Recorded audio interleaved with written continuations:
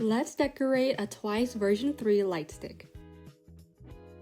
Welcome back to another light stick decorating video. The last time we were here, I decorated an Finalizing Lightstick for their concert, and since I'm going to the TWICE concert in January, it's time to decorate my candy bong. You've seen the end results on the thumbnail, but let's break it down. For the top part of the lightstick, I'm going to turn it into an actual candy. We're going to bring back the iconic pink and orange colors from the original lightstick, and I'm going to add two ends to it to make it look like a wrapper. For the base, I'm essentially going to stay true to the colors and just bedazzle it in clear and silver crystals. And of course, to tie it all together, I will be putting roses where the light meets the stick. Now for materials, this is usually my standard when it comes to bedazzling, and that includes a diamond painting tray to help me realign the gems, and of course B7000 glue. You'll want a wax pencil to help pick up the gems and place them where you want. And I like to have another tool on hand to help me move the gems around once they're glued on, because the wax pencil usually leaves a waxy residue. And of course, you're gonna need gems. And first, I'm gonna start with these silver gems. But before we start with anything, we of course have to undress her, which means just taking off the strap. Now on the Infinity Candy Bong, there's actually two lower indentations on the side of the light stick.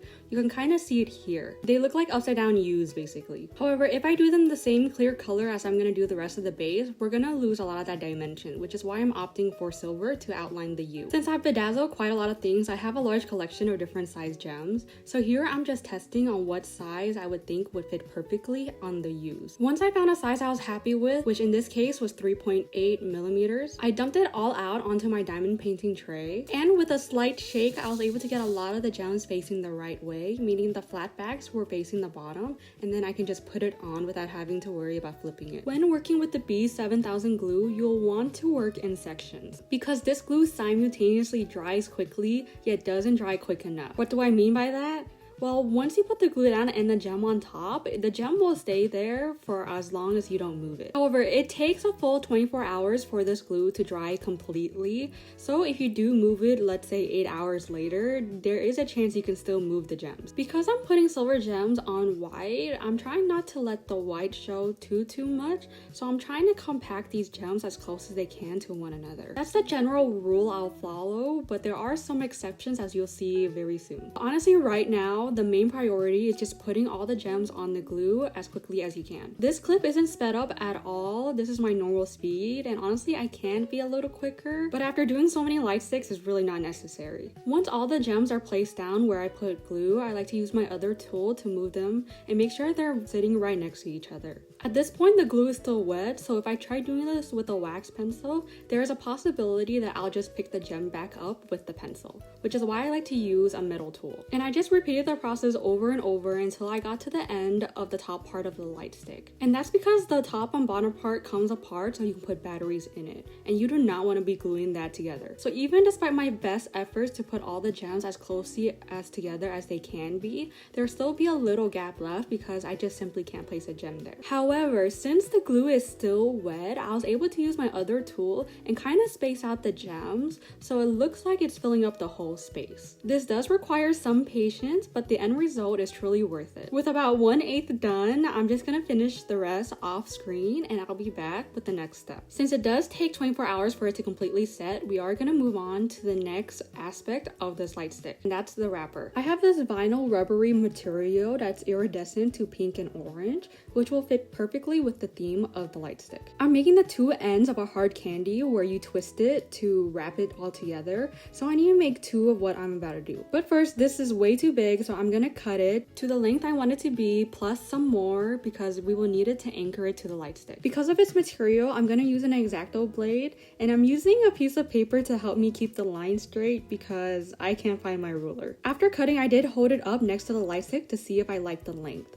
and I was pretty happy with it. Initially, I was gonna make two ends using this one strip, which is why I cut it in half in the first place, but that plan changed. The wrapper gets its wrinkles when you twist it at the end of the candy, but since I'm not necessarily twisting it, I have to create my own wrinkles, and I'm doing this by folding and using a hard material to crease the folds. After every fold, you'll want to flip it upside down and fold in the opposite direction to kind of create an accordion. And in the end, once you pinch one end of the accordion, it will fan out like a fan, and it will look something like this, which I think perfectly imitates the end wrappers of a candy. Since we did cut extra to help anchor this wrapper to the light stick eventually, you do want to pinch a little higher up than at the very end. I think I did about about 1/4 up from the base, but that'll depend on how long you want your wrapper to be and how long you actually cut the vinyl in the first place. Wherever you do end up pinching the vinyl, which you can kind of see in this clip, you will want to put glue there. And you essentially want to glue all the panels together at that one point. And remember when I said this glue doesn't dry very quickly?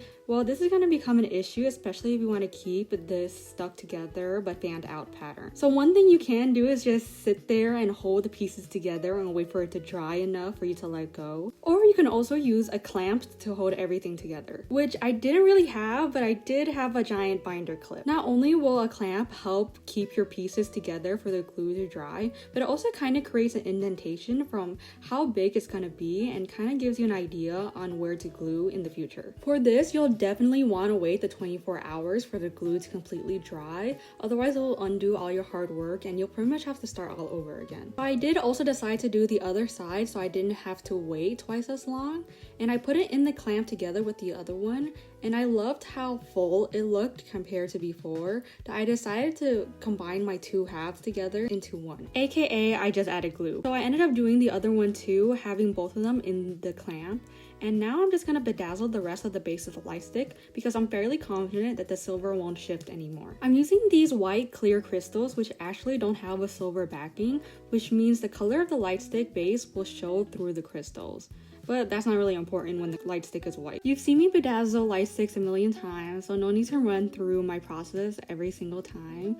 But I will go over one of the more difficult parts, and that's at the base of the light stick where the word twice is. When it comes to bedazzling words, it's always going to end up bigger than what you expect. And I did debate for a while whether or not I even wanted to bedazzle the word twice, but I decided to. However, since I knew that no matter how small the crystals I use, it would not fit on the exact font of twice, that just meant I had to remove the existing word. And I was able to do that fairly easily with a Q-tip and some nail polish remover. When it comes to writing words and gems, I found that the smallest you can make it is 3x3 gems. Any smaller than that and it essentially becomes illegible because you need the 3 gems in order to create the proper spacings to spell out each letter. However, in order to compact the letters together, you can use letters from existing letters. So for example, I am making the W 3 gems tall, but I'm using one of the gems from the end of the T in order to help me with that height. And I'll put on the screen essentially what I ended up doing with the gems, but just enlarged. This is the current state of the light stick,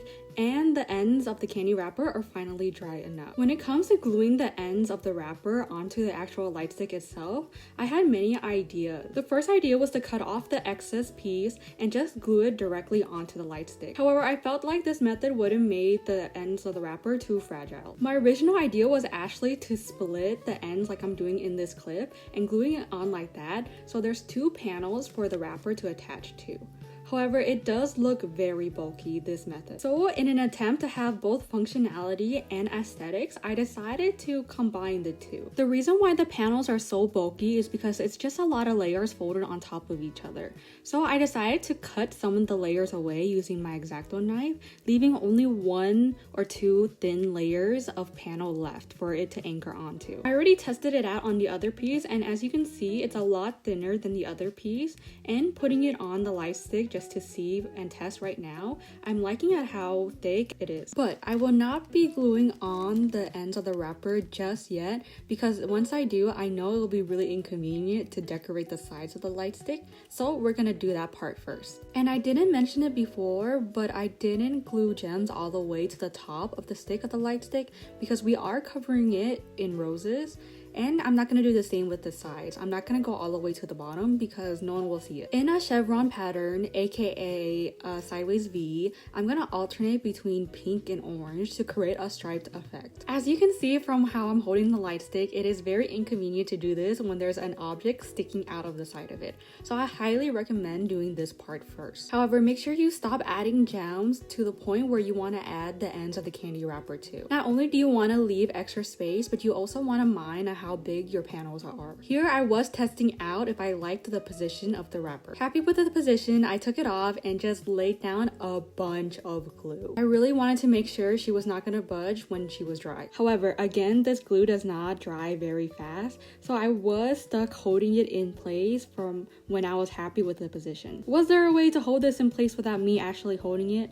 Probably, but I didn't want to try anything that might have risked me loosening the gems that I already placed down. So I just sat there for 5 minutes watching a video while holding on. After 5 minutes, I reluctantly let go and it did stay in place, even if it was kind of trying to shrink back up again. But essentially we got there where I was confident enough to let go completely and I did not touch it for hours. With this side completely dried now, I did add more chevrons to the sides of the light stick just to build out everything surrounding the candy wrapper. But as you can see, you can clearly tell where the candy wrapper is connected to the light stick, and it's very ugly to say the least. While we can't hide this seam, we can make it look pretty. Candies aren't just a circle with a fan sticking out of the two sides of it. It's more like a circle with two pinch sides with fans sticking out of it. So we're gonna imitate that by covering the seams with finer, smaller pink gems. So I'm pretty much gonna cover everything touching the light stick itself,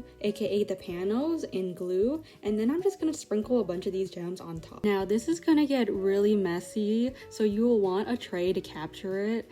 I don't have a tray big enough, but I do have this canvas, so I'm just going to use the back of it to catch all the stray gems that will fall off. I'm also pouring the tiny gems into my diamond painting tray, just because my diamond painting tray has an edge to it that kind of helps like funnel the gems into one spot, which makes it easier to control. You'll want to pour way more than you think you'll need just to make sure everything is covered. Gingerly turn over the light stick to allow the excess to fall off, and you'll also want to use a brush to help brush away any loose gems. You'll want to do this on the other panel and on the sides of the candy wrapper, so it's essentially seamless. This is what it looks like now with it all dried. As you can see, I did bring out the tiny gems to where the chevrons are. I also do plan to add the tiny crystals to the edge of the candy wrapper, but that will be the second to last thing I'll do.